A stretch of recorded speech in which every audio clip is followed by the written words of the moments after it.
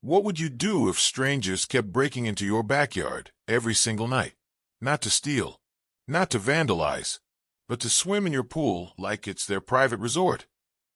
This is exactly what happened to Linda, a quiet woman living in the suburbs who woke up each morning to wet footprints, missing pool toys, and the growing fear that someone was trespassing on her property. But when she finally checked her security camera, she didn't find raccoons. She found something worse.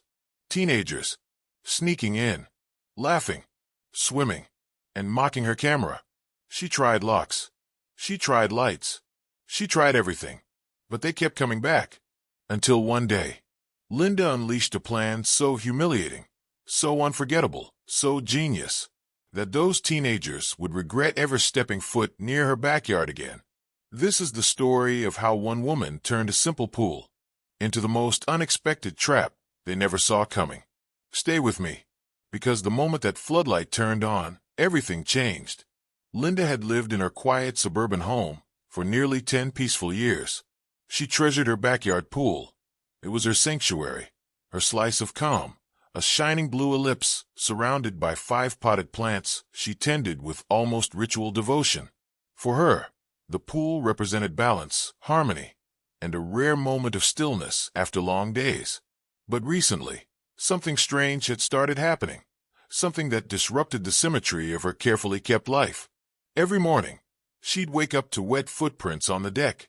Not animal tracks, these were unmistakably human. Sometimes the pool toys she never moved were scattered across the water. Once, the gate she always locked was left hanging wide open, swaying gently as if making a point. At first, she blamed raccoons. Suburban raccoons were practically acrobats. It wasn't impossible. But the footprints were too large, the toys too deliberately disturbed. Then one night, at exactly 1:17 a.m., she heard splashing. Linda froze. The sound wasn't casual or accidental. It was loud, reckless, exuberant. She approached the window cautiously, heart beating in sharp, irregular bursts that broke her usual calm patterns. She peeked through her curtains, and her jaw dropped. Teenagers, 3 of them, were in her pool, diving, laughing, cannonballing like they owned the place. Their silhouettes cut through the shimmering surface, sending arcs of water into the air. There was no hesitation, no concern, just wild midnight joy. "Hey!" she shouted from the window, her voice slicing through the night. They looked up, startled but not scared.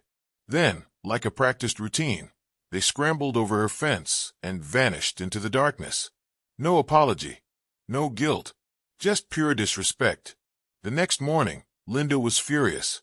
Her pool wasn't a public resort, and she wasn't about to let this become a nightly tradition. But little did she know, things were about to escalate. Determined to reclaim her backyard, Linda installed a lock on the pool gate. Not just any lock, a heavy-duty, weather-resistant, industrial latch that could probably secure a small submarine. She tested it 5 times, tugging and rattling it like some kind of suburban fortress inspector. Satisfied, she went to bed feeling, for the first time in weeks, hopeful. But the following morning? Footprints. Again. Fresh ones. Mocking ones. Trailing right up to the shallow end. Somehow, impossibly, they had broken in anyway. So she set up motion sensor lights. Not cute decorative ones, blinding, full-on stadium beams that could illuminate a runway. She angled them precisely. One at the gate, one at the water, one directly where she suspected the fence jumpers landed. That night, at 1:12 a.m., the backyard erupted in white light as if a UFO had decided to land. But the teens? They didn't even flinch. They splashed. They sang. One even looked straight into her security camera, grinned, and waved, an obnoxiously casual little flick of the wrist that made Linda's blood pressure spike. Linda couldn't believe it.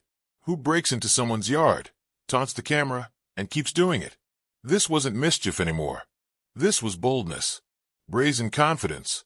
It was practically sport to them. Her neighbor, Mrs. Grant, delivered her trademark theatrical advice the next morning from across the hedge. Call the police. Call the fire department. Call the FBI if you must. Or the National Guard. They still do house calls, don't they? Linda sighed. She didn't want trouble. She wanted calm, quiet, symmetry. She wanted the number of unexpected nightly visitors to return to a clean, peaceful zero. And the last thing she wanted was to get kids in legal trouble for being, well, stupid. But there was one thing she knew for sure. If these teens wanted to keep sneaking into her pool, they were about to have the most unexpected, unforgettable wake-up call of their lives. Linda needed something smart, something harmless, something that would make those teens rethink their entire life choices without involving the police, the FBI, or the National Guard, as Mrs. Grant had so enthusiastically suggested. And then, like lightning, it hit her. She didn't need to scare them. She needed to embarrass them. So, one sunny afternoon, she got to work with the precision of a woman pushed exactly 5 steps past her limit. Step 1. She filled her pool with eco-friendly, washable neon dye tablets. Nothing dangerous. Nothing toxic. Just gloriously, outrageously colorful. The kind used for children's birthday parties. Safe, fun, and temporarily staining the skin in bright splotches of fluorescent pink, electric blue, and radioactive yellow. Anyone who took a dip would walk away looking like a tie-dye t-shirt in human form. Step 2. She adjusted her motion sensor to activate a massive floodlight positioned directly over the water. No more general yard lighting. This was a spotlight, a stage light, a full theatrical reveal. Step 3. She added a small sign, not prominently displayed, but tucked away behind a bush near the fence, reading, "Warning, enter at your own risk. Water-enhancing skin tint in use." Not illegal, not confrontational, not even mean, just truthful, technically. And then she waited. But she didn't have to wait long. At exactly 1:08 a.m., earlier than usual, almost like they had grown cocky, she heard the familiar metallic clink of her gate latch being expertly bypassed. Whispered giggles. Footsteps padding across the deck. A hushed countdown. 1, 2, 3. 3 bodies cannonballed into the water at once. And then, boom, the floodlight exploded on, bathing the pool in blinding white. What Linda saw next made her gasp, clap a hand over her mouth, and nearly laugh loud enough to give herself away. At exactly 12:54 a.m., splashing echoed again, loud, chaotic, gleeful. They were getting bolder, arriving earlier, as if Linda's backyard were a membership-only after-hours club. Linda peeked outside, and this time, she had to bite her lip to keep from laughing out loud. The teens were swimming like usual, thrashing around, hurling water at each other with the unearned confidence of people who think consequences are fictional. For a few blissful seconds, they had no idea. Then the floodlight activated. A brilliant, scorching white beam blasted down on the pool like a divine spotlight. And there they were, glowing, neon, bright highlighter yellow from head to toe. The dye had worked spectacularly, better than she could have dreamed. Every splash, every drip rolling down their arms, every strand of hair was illuminated in shocking fluorescent brilliance. They lit up the backyard like human fireflies. They stared at each other, mouths dropping open. "Dude, your face. Your face," one shrieked. "No, your face. What is happening?" Another wailed. All 3 spun in frantic circles, arms flailing, examining their glowing skin. One looked like a melted lemon popsicle, another like a walking neon sign, the third like he'd lost a wrestling match with a highlighter. Then one of them spotted the small, half-hidden warning sign behind the bush. "Oh no. Oh no, no, no. This stuff is on my skin." Panic detonated like a firecracker. They catapulted out of the pool, tripping over each other, slipping on the deck, desperately trying to scrub the neon off, only to smear it around more. It was hopeless. The stain would last 8 whole hours. Linda stepped out onto the porch, arms folded, expression calm yet undeniably victorious. "Enjoying the pool?" she asked sweetly. They froze like startled deer. We didn't. We were just," one sputtered. "Next time," Linda said.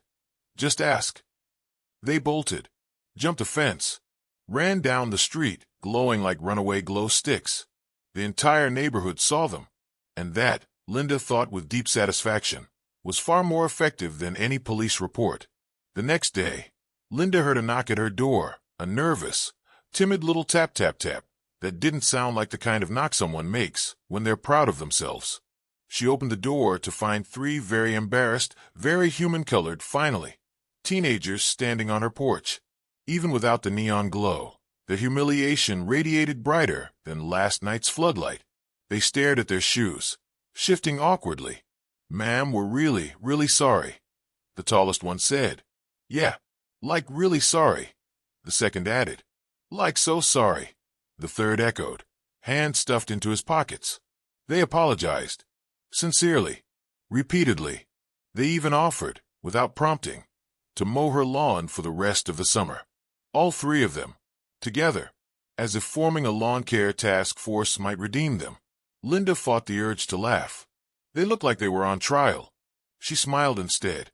"Just promise me one thing, no more sneaking." They nodded so fast it was practically synchronized. "Never again. Not ever. Promise." And they meant it. Word spread through the neighborhood faster than wildfire in a July drought. Linda's pool was off limits. The glowing teenage escape story became suburban legend. Kids whispered about it. Parents chuckled about it. Even Mrs. Grant, who'd insisted on calling the FBI, declared it a triumph of creative justice. After that night, no one attempted to break into Linda's backyard again. Not even on a dare. Not even during summer vacation. Not even after someone offered $5 to whoever tried. As for Linda, she finally got her peaceful nights back. Her backyard sanctuary returned to its calm, quiet symmetry, just the way she loved it. Because sometimes, justice isn't about punishment. Sometimes it's about creativity. And sometimes, it's about neon pool dye. If you enjoyed this story, make sure to hit that like button. It helps the channel more than you know. And if you want more unbelievable, dramatic, and mind-twisting stories, just like this one, don't forget to subscribe and turn on notifications so you never miss a new upload. Tell me in the comments, what would you have done if someone kept sneaking into your pool? Thanks for watching, and I'll see you in the next story.